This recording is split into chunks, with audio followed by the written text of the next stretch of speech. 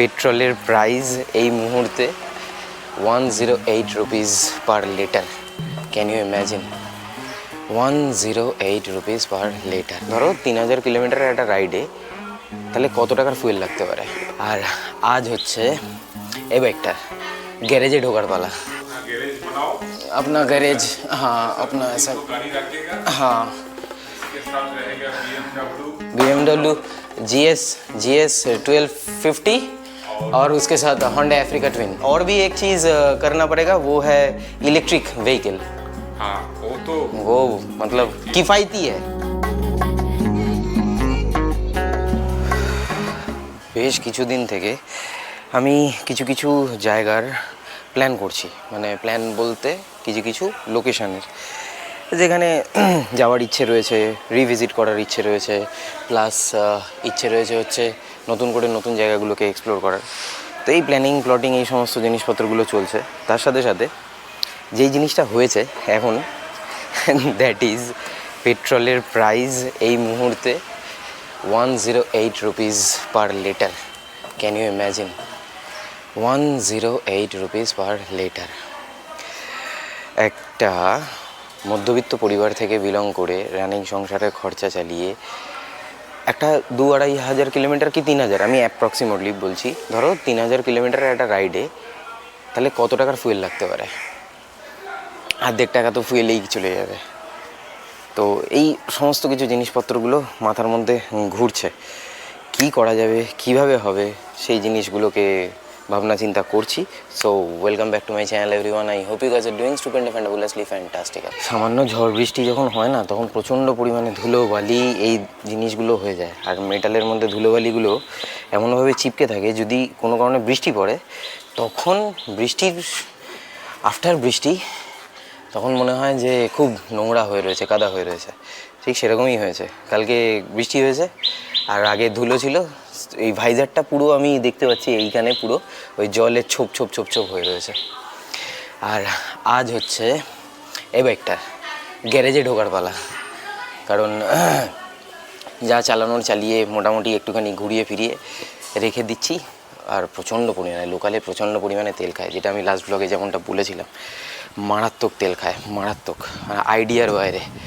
আমি দুদিনে মোটামুটি প্রায় এখানে 2 দাগ তেল ছিল, 2 দাগ তেল দুদিনে শেষ। আর দুদিনে আমার মোটামুটি চলেছে অ্যাপ্রক্সিমেটলি কত হবে, অ্যাপ্রক্সিমেটলি প্রায় 30-35 কিলোমিটার, 30-35 কিলোমিটার দুদিনে শেষ। মানে 15 করে অন অ্যান অ্যাভারেজ ধরতে পারো তোমরা সিটির মধ্যে, মানে লোকালে এবং উইথ ট্রাফিকে 15-16 এরকম যাবে। তবে হাইওয়েতে মাইলস মানচিং যদি করা যায় তখন বোঝা যাবে যে অ্যাকচুয়ালি একটা সার্টেন আরপিএম ধরে রাখলে তখন এটার কীরকম পারফরমেন্স হয়, তখন বোঝা যাবে, তার আগে নয়। কেউ বলবে এই মাত্র আমি স্নান করে এসেছি, আমি নাক দিয়ে টপ করে ঘাম পড়ছে, নাক দিয়ে কপাল দিয়ে দেখো পুরো একদম মানে ঘেমে হয়ে রয়েছি। আর এই মুহূর্তে আমি ওই একিউআইটা আমি চেক করছি, জাস্ট হ্যাঁ চলে এসছে, 92 দেখাচ্ছে। এয়ার মোটামুটি ফ্রেশ আছে, 35 ডিগ্রি সেন্টিগ্রেড, আর হিউমিডিটি 63%, যার জন্য এত ঘাম হচ্ছে। বাপরে, মানে হাঁসফাঁস করছে, মানে প্রচণ্ড পরিমাণে অসুবিধা হচ্ছে। এখন এই মুহূর্তে একটা ঘটনা ঘটছে, যে ঘটনাটা নিয়ে আমি একটু চিন্তিত। কি বিষয়টা হচ্ছে যে অনেক জায়গায় পেট্রোল পাম্পে 2 লিটারের বেশি একটা বাইকে পেট্রোল কিন্তু দেওয়া হচ্ছে না। এবারে আমার বক্তব্য হচ্ছে, যদি আমি রাইডে বেরোই তাহলে সেক্ষেত্রে 2 লিটার করে প্রত্যেক পাম্পের থেকে যদি আমি তেল ভরাতে থাকি, তাহলে আমার রাইডটা কি সত্যিকারের কমপ্লিট হবে? এরকমভাবে কি সত্যিকারের রাইড করা যেতে পারে? এই জিনিসটা হাইওয়ের দিকে, ধরো আমাদের NH34 বা NH12 বা NH16 বা NH19 বা NH2, what ever it is, তুমি যেটাই ধরো না কেন, এই সমস্ত চত্বরের দিকে সত্যি কি এই ধরনের প্রবলেম রয়েছে? যারা ওই NH এর আশেপাশে থাকো যারা এই জিনিসটা জানো তারা প্লিজ আমাকে একটুখানি কমেন্ট করে বলো যে না হাইওয়ের ধারে এখানে যদি কেউ যায় এরকমভাবে তাকে পেট্রোল দেওয়া হচ্ছে। সব পেট্রোল পাম্পে এই কাজটা করছে না, কিছু কিছু পেট্রোল পাম্পে এই কাজটা করছে। এবার আমি এমন একটা জায়গায় পেট্রোল ধারতে, আমার কাছে তো আইডিয়া থাকবে না যে ওই পেট্রোল পাম্পে 2 লিটার করে দিচ্ছে, আমার পক্ষে তো সেটা জানা সম্ভব নয়। তো দ্যাটস ওয়াই এবার 2 লিটার পেট্রোল, এবার আরও একটা জিনিস যে আমার ধরো তেল শেষ হয়ে গেছে, এবারে আমি এমন একটা ওই পেট্রোল পাম্পেই ঢুকলাম যেখানে 2 লিটার দিচ্ছে, 2 লিটার নিলাম, তারপরের পেট্রোল পাম্পে আবার 2 লিটার দিচ্ছে, এরকম করতে করতে করতে কি যাওয়া সম্ভব? এটা আমার একটা মাথার মধ্যে জিনিসপত্র চলছে। তবে কলকাতায় আমি এখনো অবধি শুনিনি যে আমাদের এদিককার পেট্রোল পাম্পে এরকম কোনো ঘটনা ঘটছে, এখনো অবধি শুনিনি। 108 টাকা হচ্ছে পেট্রোলের প্রাইস, এবং বোধহয় 115 টাকা হয়েছিল, তারপরে 119 টাকার কাছাকাছি বোধহয় প্রিমিয়াম বা স্পিড এরকম হয়ে গেছে 119 টাকা। মানে পেট্রোলের প্রাইস যদি এরকমভাবে ইনক্রিজিং থাকে তাহলে অ্যাডভান্টেজে যাবে এবার কিন্তু ইভি। এতদিন ধরে যেটা বলে এসেছি সেটাই কিন্তু হবে, আমার কথাটা মিলিয়ে নাও। ইভির সেল প্রচুর পরিমাণে বাড়বে, গ্যারেন্টি দিয়ে বলছি, সেটা বাইক হোক, স্কুটি হোক বা 4 হুইলার হোক, ইভির সেল বাড়তে চলেছে নিয়ার ফিউচারে। চালু করেছো?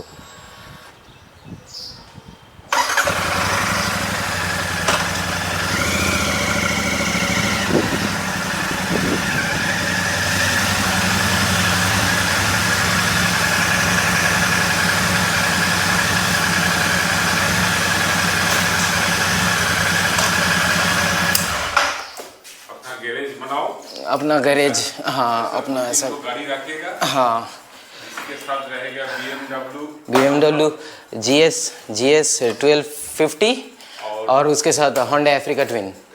वो तो मेरा ड्रीम है, हाँ उसको तो चाहिए। और भी एक चीज़ करना पड़ेगा, वो है इलेक्ट्रिक व्हीकल। हाँ वो मतलब किफ़ायती है, एकदम बिल्कुल किफ़ायती है रेगुलर बेसिस में यूज़ करने के लिए। তো যাই হোক, এখানে মোটামুটি বাইকটা আজকে গ্যারেজে পার্ক করে দিলাম, আর যতটুকুনি চালিয়েছি ততটুকুনি মোটামুটি ঠিকঠাকই আছে। সার্ভিসিং একবার বলেছিল লাস্ট ব্লগের কমেন্টে যে সার্ভিসিং হয়নি, সার্ভিসিং হয়েছে এটার। একবার ফুয়েল চেঞ্জ হয়েছে, একবার ইঞ্জিন অয়েল চেঞ্জ হয়েছে, কিন্তু তারপর থেকে বাইকটা আর সেরকমভাবে রান করেনি। সো এই হচ্ছে বিষয়। চাবি এটা দিয়ে দিচ্ছি, ঠিক আছে? চাবিটা দিয়ে দাও, 8:30 নামিয়ে দিই। কাগজপত্র আমি নিয়ে এসেছি সব, পলিউশন যা আছে এই যে এর মধ্যে সব রয়েছে। চলো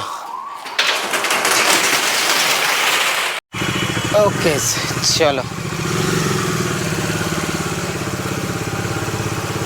বাঘের বাচ্চা ঠাকুরদা তাহলে গ্যারেজে ঢুকে গেল। কমজোরি হয়েছে না? আর তুই যখন আসলি তোর আগে 350 আসছিল দেখেছিলি? না, আমি খেয়াল করিনি। ওটার আওয়াজটাই এটার থেকে ছাপিয়ে গেছে।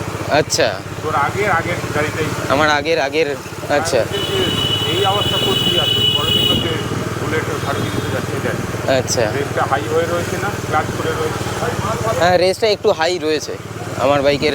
আফটার সার্ভিসিং এই জিনিসটা হয়েছে আমার বাইকেরই, আফটার সার্ভিসিং একটু রেসটা হাই হয়ে রয়েছে। আর ওটা আস্তে আস্তে কাটবে, মানে চালানো হয়নি তো, মাইলস পাঞ্চিংও করা হয়নি, একটা হাইওয়ে 100 কিলোমিটারও রাইড হয়নি, লোকালি চলছে। So that's why. টিউনিংয়ের সঙ্গে এর কোনো চালানোর কোনো সম্পর্ক নেই, মানে টিউনিং। হ্যাঁ, তুমি কোন গিয়ারে রয়েছে? আমি 2 নম্বরে আছি। 3 নম্বরে রয়েছে? না 2 নম্বর। 2 নম্বরে তো এরকম আমার হাতে তো হয়নি কখনো, কেন যাই না। আর সার্ভিসিংয়ে মানে কি বলবো, আর কিছু বলার নেই। তার উপরে পেট্রোলের যা অবস্থা এখন চারিদিকে হয়ে রয়েছে, আর আমার এমনি বাইকটা হচ্ছে আমার বাইকটা হচ্ছে ডমিনারটা হচ্ছে পেট্রোল বাইক, আর এখন ইথানল মেশাচ্ছে 30%। তো স্বাভাবিক ব্যাপারে এই প্রবলেমটা তো অ্যারাইজ করবেই। কোনটা?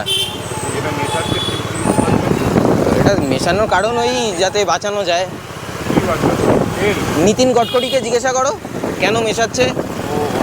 নিতিন গডকরির আইডিয়া তো এটা, পুরোটাই তো নিতিন গডকরির আইডিয়া।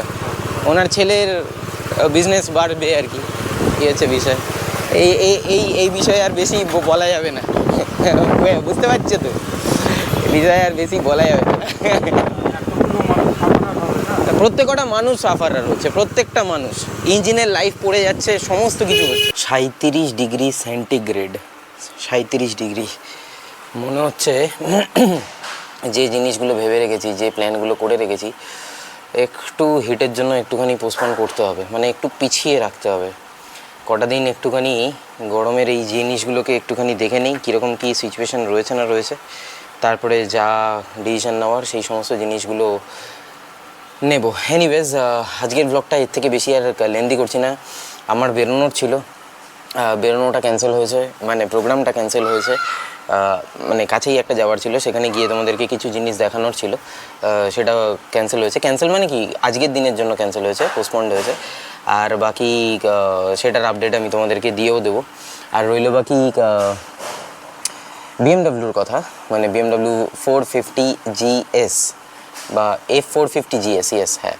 তো সেটাতে আমার এখন অবধি যাওয়া হয়ে ওঠেনি, কারণ লাস্ট রবিবারই আমি গেছিলাম, তো সেখানে যাওয়া হয়নি। আর এই সপ্তাহের মধ্যে ইফ পসিবল তাহলে আমি গিয়ে জিনিসটাকে দেখে আসবো, এবং যদি ওরা অ্যালাউ করে, কারণ ওদের অনেক রকমের জিনিসপত্র আছে, যদি ওরা অ্যালাউ করে তাহলে অবশ্যই, যদি টেস্ট রাইড পাই তাহলে সেটা নিয়ে আমি তোমাদেরকে জানিয়ে দেবো যে হ্যাঁ, মানে তাহলে তো ভ্লগ চলেই আসবে, তোমরা দেখেও নেবে।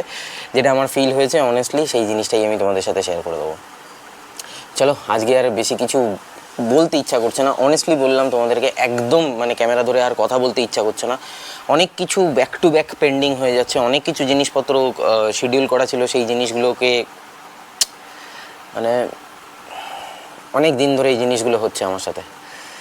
আই হোপ তোমাদের সাথেও এই ধরনের জিনিসপত্রগুলো হয়, তখন তোমাদের ভেতরে কতটা ইরিটেশন হয় সেটা তোমরা জানো। আর এক্স্যাক্ট সেই জিনিসটাই আমার সাথে এখন এই মুহূর্তে হচ্ছে। চলো, দিস ইজ লাইফ। লাইফের থেকে বড় অ্যাডভেঞ্চার আর কিছু হয় না। আমরা বাইক নিয়ে পাহাড়ে যাই অ্যাডভেঞ্চার করতে, আমরা অন্যান্য জায়গায় যাই, এক্সপিডিশন করি, আমরা এক্সপ্লোর করি, আমরা বলি অ্যাডভেঞ্চার করতে বেরোচ্ছি। বাট লাইফ আমাদেরকে যে যে অ্যাডভেঞ্চার করায় সময়ের সাথে সাথে, এর থেকে বড় অ্যাডভেঞ্চার আর কিছু হতে পারে না। তো সেই অ্যাডভেঞ্চারটাই আমি করছি এবং তোমাদের সামনে তুলে ধরার চেষ্টা করছি, অল্প অল্প একটু একটু করে, নিজের মতো করে। উইথ দ্যাটস ইট, আজকের ব্লগটা আমি তাহলে এখানেই শেষ করছি। দেখা হচ্ছে আবার পরবর্তী ব্লগে। Till then, bye bye, take care, stay tuned and keep supporting B Bong. পাশে থেকো, সাথে থেকো, ব্লগে থেকো।